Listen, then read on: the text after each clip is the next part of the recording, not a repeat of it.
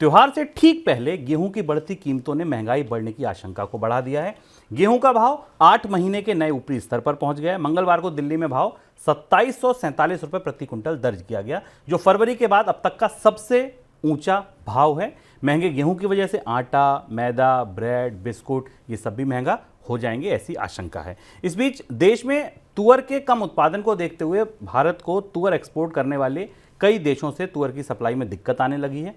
आज एक रिपोर्ट छपी जिसमें पता चला कि पूर्वी अफ्रीकी देश मोजाम्बिक के कई तुअर कारोबारी अपने फायदे के लिए भारत को खुलकर तुअर की सप्लाई से परहेज कर रहे हैं। कुछ व्यापारियों ने तो तुअर के कार्गो भी रोक दिए हैं।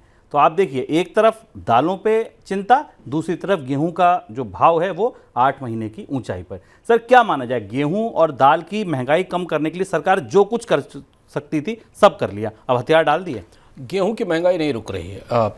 अगर पूरे साल का दौर देखें आप, तो पिछले एक साल से, अगर जनवरी के बाद से के महीनों में सरकार ने ओपन मार्केट में सेल की कोशिश भी की थी, बाज़ार में गेहूं छोड़ने की भी कोशिश की थी, लेकिन अब कीमतें 2800 रुपये के आसपास हैं। और अगर आप आटे की कीमत मान लें तो आटे की कीमत 40 से 45 रुपये के आसपास है।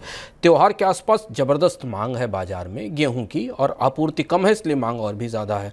चूँकि भारत में गेहूँ की आपूर्ति घरेलू स्रोतों से होती है, सरकार के पास अब केवल 2 ही विकल्प बचते हैं। एक विकल्प ये है कि सरकार अपने अनाज भंडार से ज़्यादा गेहूं रिलीज़ करे, जो संभव ही नहीं है क्योंकि इतनी भारी विशालकाय मुफ्त अनाज योजना है, उसको फीड करने के लिए गेहूं की कमी पड़ रही। और दूसरा ये है कि सरकार गेहूं का आयात खोले। भारत में भी गेहूं का आयात नहीं होता क्योंकि 40% की इम्पोर्ट ड्यूटी है।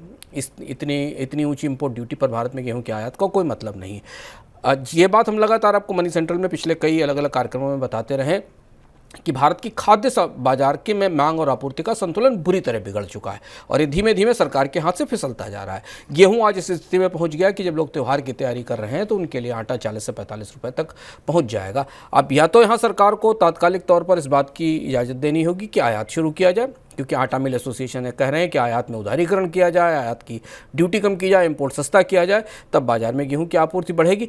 या फिर सरकार को फिर ओपन मार्केट सेल करनी पड़ेगी, और ओपन मार्केट सेल करने से बाजार में गेहूं की कीमतें कम होंगी, इसकी गुंजाइश बिल्कुल नहीं है, क्योंकि मांग और आपूर्ति की चुनौती वहीं बनी रहेगी यदि आयात नहीं होता है। तो आयात करना गेहूँ का भारत के लिए बड़ा फैसला है, क्योंकि भारत तो गेहूँ का निर्यातक हुआ करता था एक साल पहले तक, और एक साल के भीतर हम निर्यातक से आयातक की स्थिति में आ रहे हैं। दालों को लेकर भी सीमित आपूर्ति है पूरी दुनिया में। मोजाम्बिक एक बड़ा स्रोत था जहां से दाल आ रही थी। भारत में अरहर की दाल की कीमत लगातार बढ़ रही है, तुअर यानी अरहर, और उसकी वजह से जो अंतर्राष्ट्रीय व्यापारी हैं, जो ट्रेडर हैं मोजाम्बिक के, उन्हें भारत में ज़्यादा बेहतर पैसा मिलने की संभावना बन रही है, और इसलिए उसकी आपूर्ति में भी अब बाधा आ रही है। तो दाल और अरहर ये दोनों खाद्य महंगाई के इंपॉर्टेंट कंपोनेंट हैं, और ये दोनों कंपोनेंट त्यौहार और त्यौहार के आगे तक भारत की खाद्य महंगाई को ऊंचा रखेंगे।